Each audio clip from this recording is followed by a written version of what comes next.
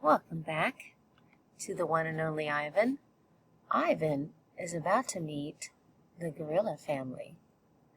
Let's see how that plays out. Excited.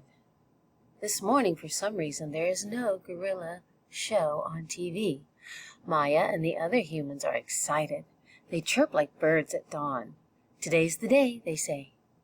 I've watched many humans watch me, but they never have looked so happy. Maya goes to the wall of wooden slats. She grins goofily.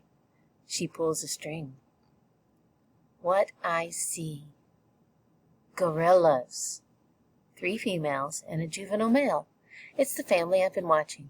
But they're not on a TV screen. They're on the other side of the glass, watching me, watching them. I see me. Lots of me.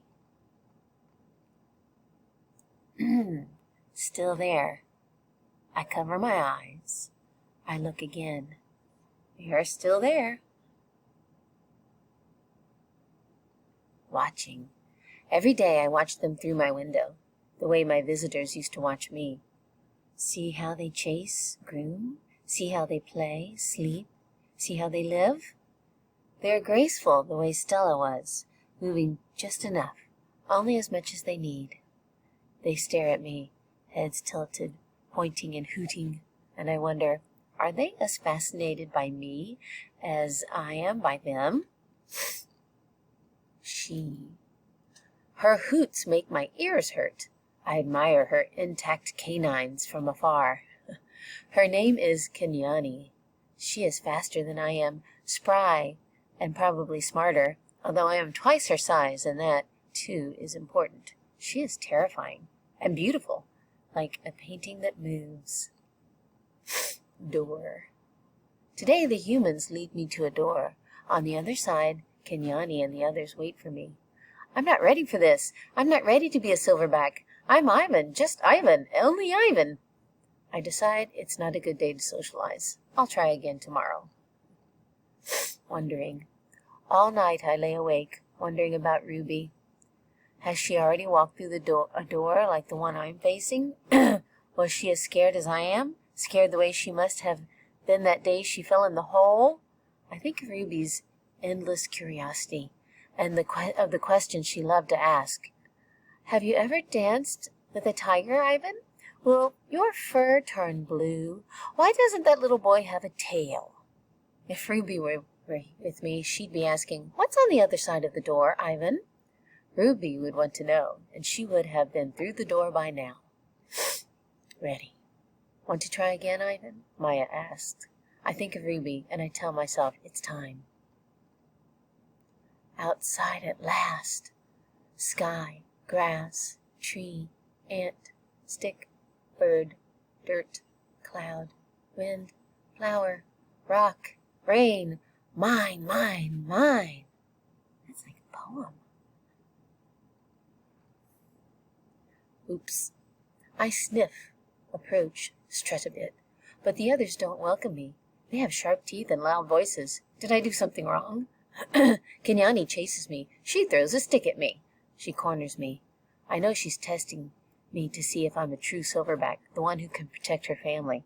I cower and hide my eyes. Maya leads me back into my cage. What it was like. I lie awake and try to remember what it was like being a gorilla. How did we move?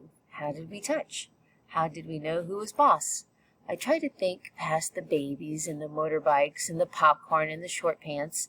I try to imagine Ivan as he might have been. Pretending.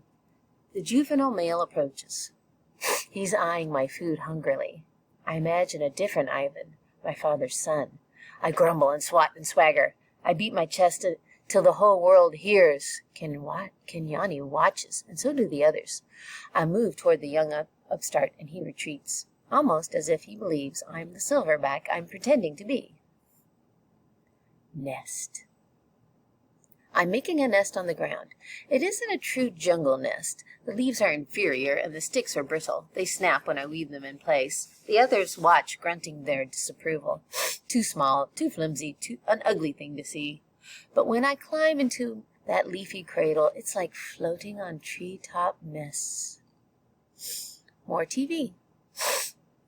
Maya wants me to go back to my cage, my glass cage. I can tell because she is tempting me toward the door with a trail of tiny marshmallows. I try to ignore her. I don't want to leave the outside. It's a cloudless day, and I found just the right spot for a nap. But I relent when she adds yogurt raisins to the trail. She knows my weaknesses all too well. In the glass cage, the TV is on. It's another show, jerky and unfocused. I expect to see gorillas, but none appear. I hear a shrill sound like a toy trumpet. My heart quickens. I rush close to the screen, and there she is, Ruby! She is rolling in a lovely pool of mud with 2 other young elephants.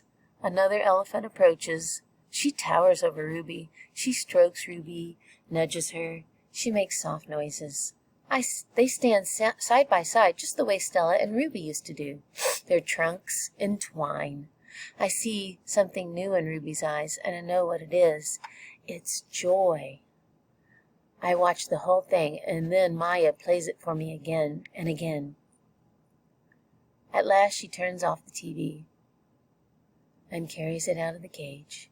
I put my hand up to the glass. Maya looks over. Thank you, I try to say with my eyes. Thank you. It. Kenyani ambles toward me. She taps me on the shoulder and Knuckle walks away. I watch her, arms crossed over my chest. I'm careful not to make a sound. I'm not sure what we're doing. She ambles back, shoves at me, dashes past, and then I realize what's happening. We're playing. We're playing tag.